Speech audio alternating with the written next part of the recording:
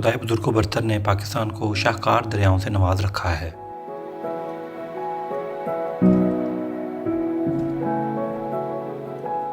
शुमाली इलाकों से निकलने वाले ये दरिया कुदरती हुस्न को चार चांद लगा देते हैं। वादी गुमराट का दरिया पंचकोरा हो या वादी सवात का दरिया सवात, वादी कागान का दरिया कुनहार हो या वादी कश्मीर का दरिया नीलम, हर एक खूबसूरती में अपनी मिसाल आप है।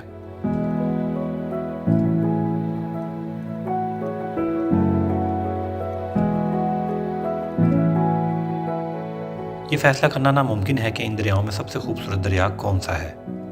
सैकड़ों किलोमीटर तवील इन दरियाओं में बेशुमार ऐसे मकामात आते हैं जिन्हें देखकर जन्नत का गुमां होता है।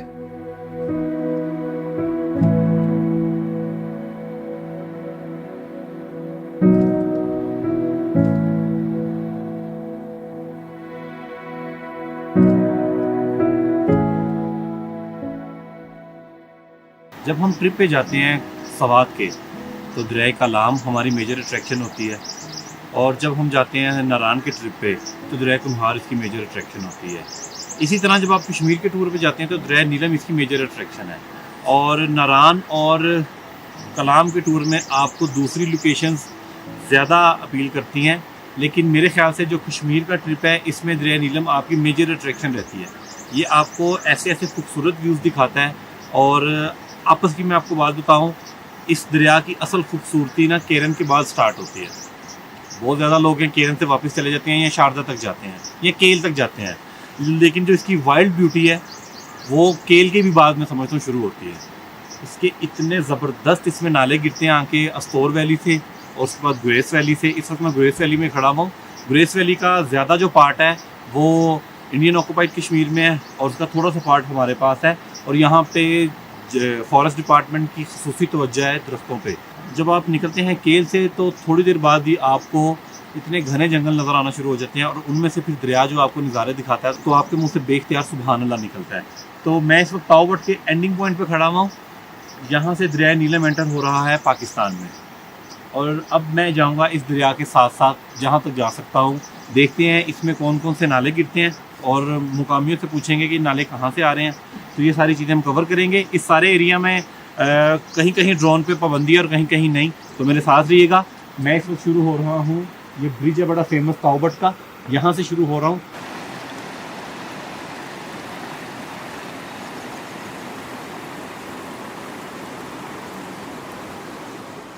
दरिया नीलम ताओबट पर पहाड़ों से बल खाता हुआ आज़ाद कश्मीर में दाखिल होता है। ये नज़ारा पहली ही मर्तबा देखने वाले को वर्ताए हैरत में मुब्तला कर देता है।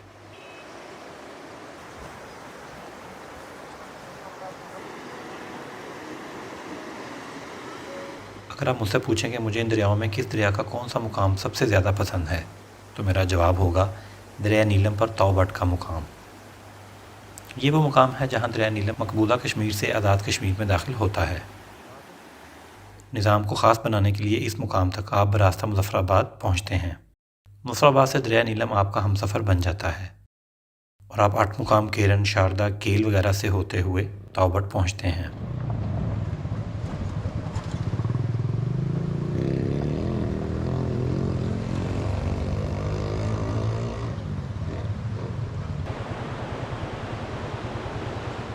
हरी हरी वादी और शफाफ पानी, शहरों से जाने वालों को तो अपनी आंखों पर यकीन ही नहीं आता कि वो इस कदर दिलकश नज़ारा देख रहे हैं।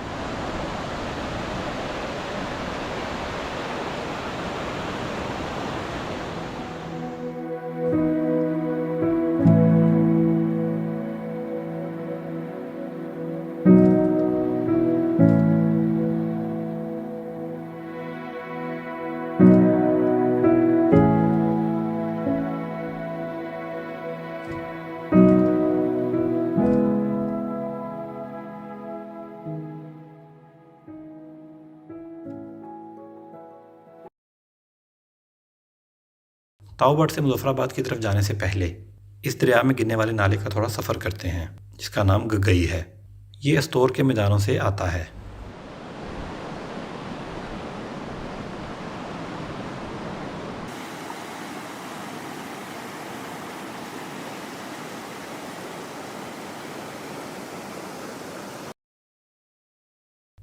फितरत के हुस्न के बारे में जो हम किताबों में पढ़ते हैं, ताओबाट इससे अगली मंजिलों का निशान है। शायद खुदा ने जन्नत का एक टुकड़ा अहले ज़मीन को अता कर दिया है ताकि वो इसकी तख्लीक को देखकर दम बखुद रह जाएं। ये वो मुकाम है जहाँ हकीकत भी ख्वाब लगता है।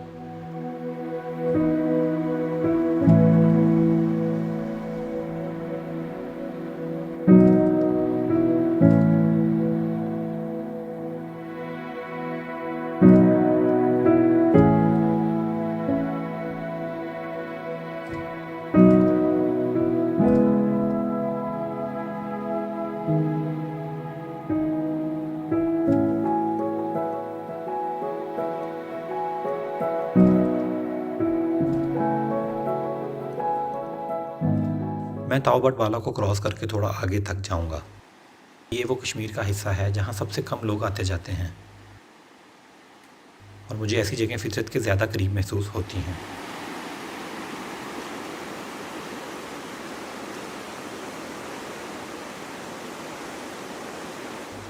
इस पूरे माहौल में दरिया का पानी ही नगमे सुना रहा है और दरख्तों पर छाया सब्ज़ा आंखों को तरावत बख्श रहा है।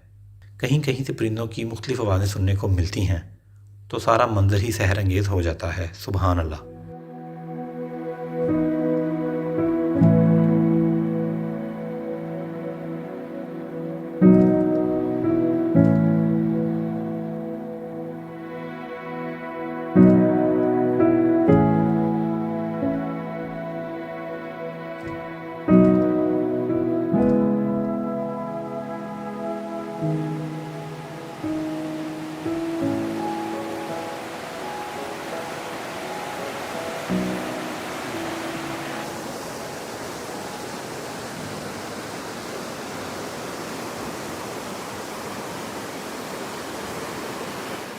मैं ताओबाट की तरफ से मुजफ्फराबाद की तरफ निकल पड़ा हूँ और आज के सारे सफ़र में दरिया नीलम मेरे साथ होगा। इस वक्त मैं गुरेज़ वैली में से गुज़र रहा हूँ जिसका ज़्यादातर हिस्सा मकबूजा कश्मीर में वाक़या है।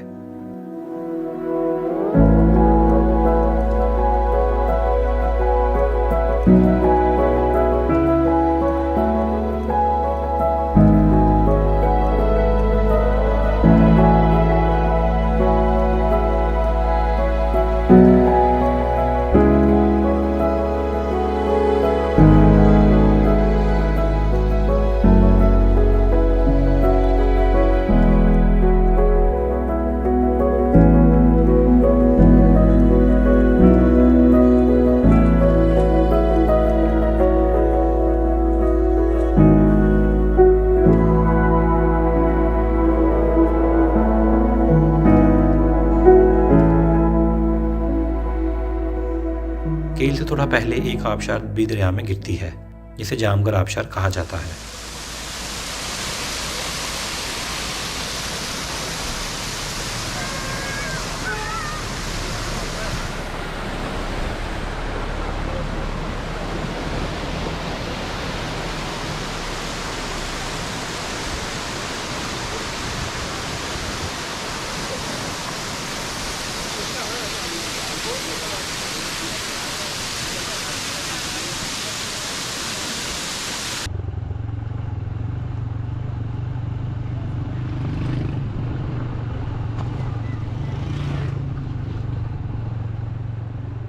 केल के बाद दरिया नीलम कभी सड़क के बहुत नीचे चला जाता है तो कभी सड़क के साथ बहने लगता है। इस पूरे सफ़र में कहीं कहीं घने जंगल आते हैं तो कहीं दरिया के दूसरी जानिब बहुत ही खूबसूरत आबशारें दरिया नीलम में शामिल होती हुई नज़र आती हैं।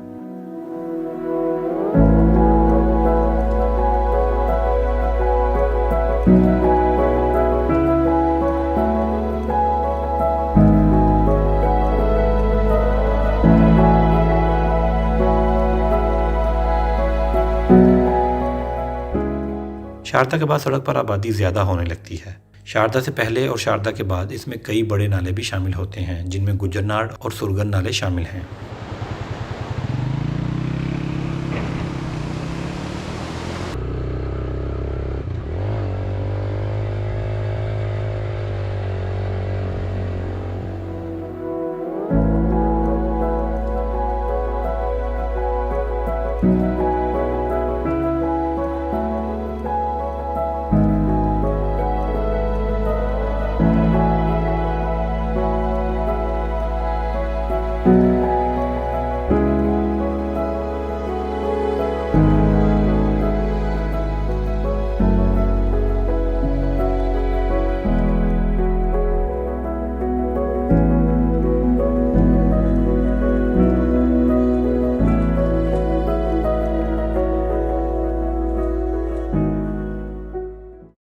केरल के बाद सड़क बेहतरीन हो जाती है और मुसलसल नालों और आबशारों के गिरने से इसमें पानी की मिकदार भी काफ़ी बढ़ जाती है।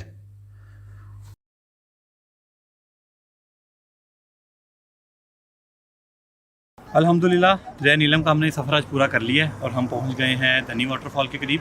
2-3 किलोमीटर पीछे नीलम झेलम डैम था और मेरा प्रोग्राम यही था कि मैं जब ताओबट से निकला था तो मैं इसको नीलम झेलम डैम तक कवर करूंगा, क्योंकि मेरा घर वालों के साथ एक प्रॉमिस है कि मैं रात के वक्त बाइक नहीं चलाऊँगा। तो मेरा ख्याल था कि मैं यहाँ तक पहुँच जाऊँगा। अभी वैसे 1 घंटा है मगरिब होने में भी, हम इसको आगे तक लेके जा सकते हैं, लेकिन दरिया बहुत नीचे और कहीं बहुत ऊपर जाएगा और वैसे भी डैम का जो रिजर्वायर है उसके बाद इसका पानी जो है वो 20% रह जाता है पीछे। हमने तकरीबन 160-70 किलोमीटर का सफ़र तय किया है और बहुत ही एफर्ट थी, जिसमें से 70-80 किलोमीटर तो सड़क थी ही नहीं।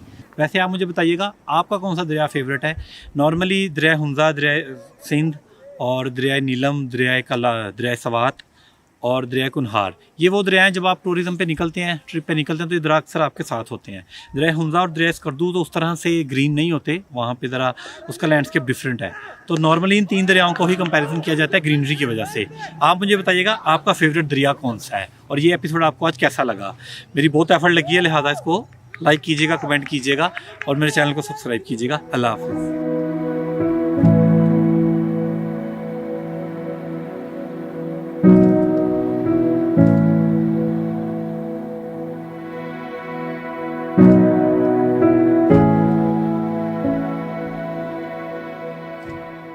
ग्रिपन ट्रिप में जल्द ही आपको पेश करने जा रहा हूँ कश्मीर का नहायत खूबसूरत फैमिली पिकनिक स्पॉट।